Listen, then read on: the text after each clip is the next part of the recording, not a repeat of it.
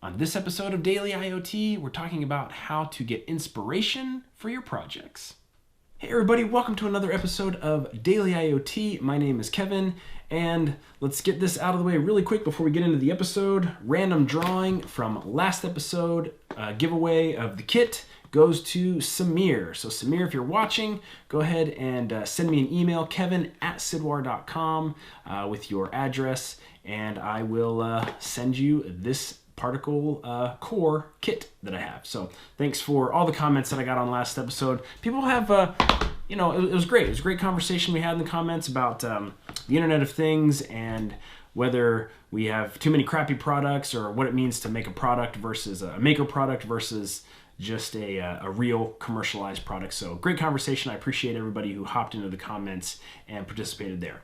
On today's episode, I want to talk a little bit about how I get inspiration for accomplishing different things in my projects. Now, if you're new to the world of making an IoT, you might not know how to do everything. I mean, you're never going to know how to do all of the things, but how you might implement a certain concept or idea in your project. But the great thing is there's inspiration all around us on how to accomplish certain things. And it's not always even just, that's exactly how I'm going to do something, but it might give you an idea of, oh, I could use that concept in my project. And so I'm constantly looking at things around me to see how they work, guessing at how they work. And then when I'm able to figure out how they work, I might implement that or use that idea or concept in one of my projects that I'm working on. And so I wanted to just take a couple of quick examples today to show you what I'm talking about, to maybe get you to start looking around more at all of the things and sources of inspiration around you for your own Internet of Things projects. And to start, we're going to use this is the Stencil and Learn Studio that my little daughter got for Christmas. This thing's actually pretty fancy. When I was growing up, we had these little magnetic drawing surfaces, but now they're like super tricked out and fancy. This thing talks and has all these different features that I found interesting. One of which was this idea. I'm gonna erase this. If I turn this on, let's draw and create some art. okay. Use your pen. All right. Just gonna keep talking here. So on these, this looks like a normal drawing surface, but it came with this package of cartridges, not cartridges, these little stencils. Oh, this is gonna get... Insert a card for letter learning fun. Insert the card for letter learning fun. And so I have a whole list of these, all of the numbers of the alphabet, that if I stick in here, if you listen, this is the camera one, C. Insert a card, C. Follow the lines to trace the letter C. Which is really cool. Now if I take the pencil here, not only does it know that I just stuck in the C card, but let me draw the C. Capital letter C. Capital letter C. But when I come down here, small letter C. Small letter C. Follow camera. Now it knows I'm actually tracing the camera. So I'm going to take C out here. We got another one. This thing's kind of hard to get off. I've got one with shapes. Stick this in. Let's practice drawing shapes. Follow the Okay, lines. I'm going to turn this off because it never shuts up.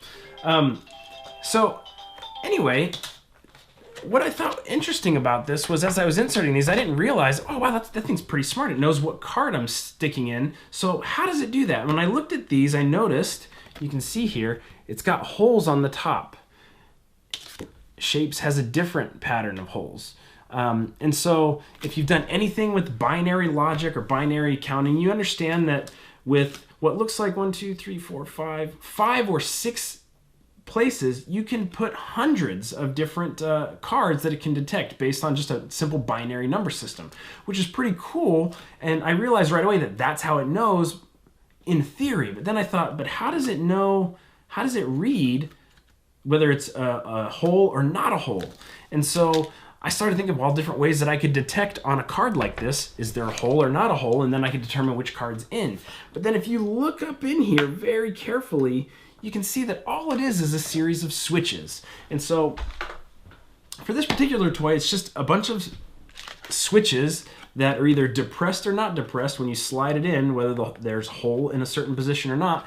And then the microcontroller inside there can determine this is the camera card. Now, I'm still not sure how it knows where on the magnetic drawing surface the pen is, because it obviously knows when you're touching the capital C, it says capital C and lowercase c in camera. So there is some idea on this of where you're touching. I don't really know how touch screens work. I know there's capacitive and resistive, but in something like this, a cheap toy, I'm kind of interested, maybe when this breaks, to take it apart to see how they're actually determining positioning on the screen. So anyway, that's just an idea of looking at that. There's a couple of things. Using simple GPIO, you can determine things like what cards somebody has slipped into a system. And so am I going to build a toy like this with these? No, but the generic idea of using a series of simple switches and perforations, you can determine a set of cards or something like that. So just, anyway, I'm thinking broader here, just the general concept,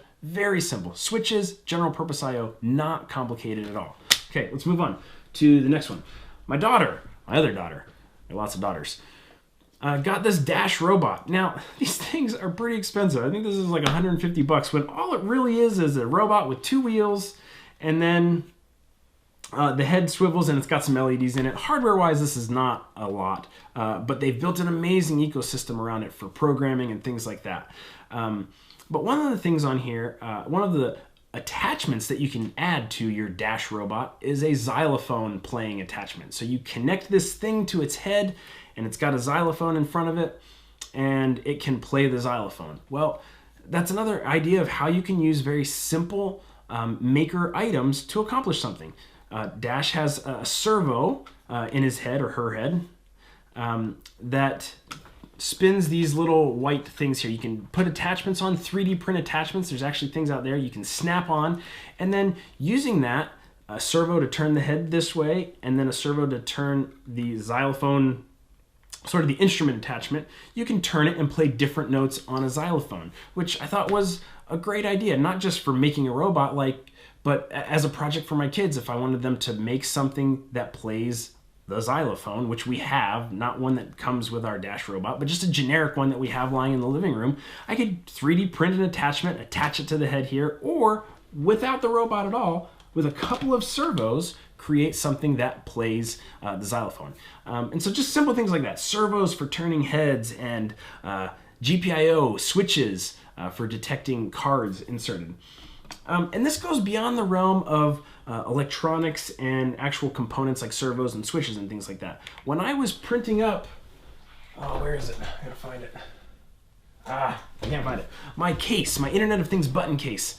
I got to a point where I had AA batteries in it, or AAA batteries, and I said, I'd like to have the case removable. How do I do that? Well, if you didn't go to school for 3D design and case design and things like that, that's actually not a trivial project. It's figuring out how to get a very nice removable battery case door. But if you look around, this is a problem that's already been solved, and you can get inspiration from objects. I went around and I found every remote in the house and started looking at, these all have a very nice cover that slips off and goes back on. And so how does that work? And as I looked at them, I realized almost every remote I have has a very similar design principle, with these kind of legs down here that hook in and snap in, and this top part is just a very little bit of flex. And there's these design principles in remote covers and generic battery covers design that would allow me to look at and decide, maybe that's how I could build the cover on my Internet of Things button case. I didn't end up going with this because actually, for as simple as it is non-trivial, at least for me, to design in a 3D design program. So, but just stuff like this, all around you, there are things. We're talking about the Internet of Things. There's things everywhere that you can look to for inspiration to figure out problems that have already been solved, or problems that have already been solved that if you just tweak a little bit, you might have a really cool project of your own to work on. And so that's just, I want to talk about that just really quickly today, of how you can find inspiration for your projects everywhere. And sometimes when you're stuck, just looking around at all of the things that exist can really give you inspiration to know how to solve certain problems in your own projects. And so I hope you, like I'm always talking about projects, find a project, find something that you'd love to work on and create, and get started on your Internet of Things journey. It's so much fun. I know that you'll love it. And that's it. That's all we have for today. Oh, nope, that's not it. I'm going to throw a quick piece of news in here. I'd like to start doing, per a recommendation, a weekly wrap-up of news. So I'm going to start that this week. But for now, I wanted to make sure before this gets too old and stale to throw it in. This is coming out of Particle. They have announced their sort of version 2 of library support. If you've done any programming with the Particle Photon or Electron or anything like that, you know that you can include libraries in their web IDE, but support for that was not great if you were using the local IDE or the command line version. Well, they have fixed all of that in version 2. You can now use their new library system in all of the IDEs, the web IDE, the local IDE, and the command line version of bringing in libraries. They've done things like dependencies, kind of like an NPM, where if one library requires another, it will automatically include that and bring it in. They've expanded Arduino support, so whereas before you couldn't just copy and paste Arduino libraries into the Particle ecosystem, you had to do a little bit of tweaking. Sometimes it wasn't too hard, but sometimes it was a little bit of a pain. That's apparently been fixed, and it's much easier now to just copy and paste Arduino libraries. So not only do you have access to the libraries that have been built for the Particle community, but all of the libraries that have been built for Arduino, many of those will now work just simple copy and paste into your project, which is pretty exciting. I'm anxious to try that out. I'm trying to think if I missed anything. Let me look here.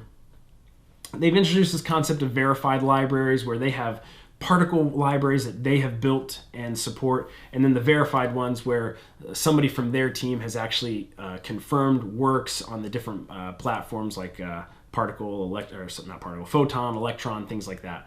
And so verified libraries, and then API access. It says libraries can be accessed through the Particle Cloud API, so you can build plugins for other popular IDEs. So this concept of open source and getting this available in as many platforms as possible and environments as possible, Particle continues to dominate on that. I love the platform. They're doing a great job. And so that's the latest news coming out of Particle.